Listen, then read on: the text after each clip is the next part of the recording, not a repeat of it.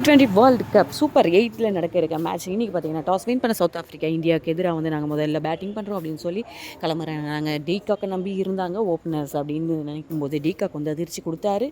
ஏன்னா பும்ராவுடைய பந்தில் அவர் வந்து கிளம்பி போயிட்டார். அதுக்கடுத்ததாக பார்த்தீங்கன்னா மிச்சம் இருப்பாங்க அப்படின்னு நினச்ச நம்ம கேப்டன் மார்க்ரமும் வந்து ஏர்லியாகவே கிளம்ப ஹர்ஷ்தீப் பந்தில், அதுக்கப்புறமா பார்த்தீங்க அப்படின்னா ரிக்கல்டனும் வந்து நம்மளுடைய அகெயின் பும்ராவுடைய பந்தில் திருப்பி வெளியேறிட்டார்.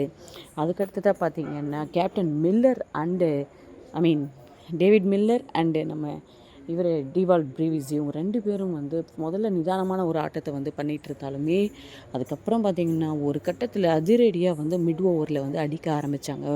8 ஓவரில் 60 இருந்தவங்க அதுக்கடுத்து 11 ஓவர்லேயே 100 தாண்டி போயிட்டாங்க. எங்கடா இந்த ஸ்கோர் வந்து பார்த்திங்கன்னா 200க்கு மேலே கண்டிப்பாக போயிடும் அப்படின்னு நினச்சிட்டு இருக்க நிலமையில தான் ஒரு பிரேக் த்ரூ வந்து டூபே வந்து எடுத்து கொடுத்தாரு.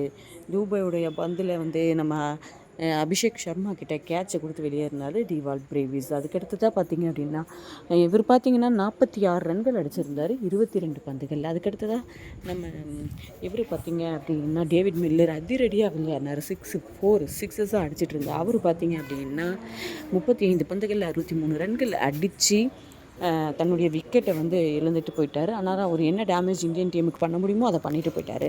அதுக்கப்புறமா பார்த்தீங்க அப்படின்னா எங்கடா இது 175 வருமா அப்படின்ட்டு வந்து ஒரு நிலைமை இருந்தது.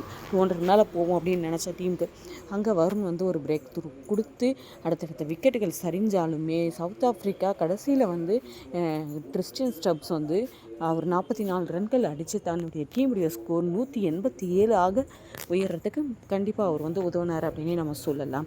நம்ம டீமில் பார்த்தீங்க அப்படின்னா பும்ரா 3 விக்கெட் வந்து எடுத்தாங்க. ஹர்ஷ்தீப் சிங் 2 விக்கெட், சிவம் டூபே 1 விக்கெட், அதுக்கப்புறமா ஹர்திக் பாண்டியா 1 விக்கெட், அதுக்கப்புறமா பார்த்தீங்க அப்படின்னா நம்ம வருண் சக்கரவர்த்தி விக்கெட் எடுத்திருக்காங்க.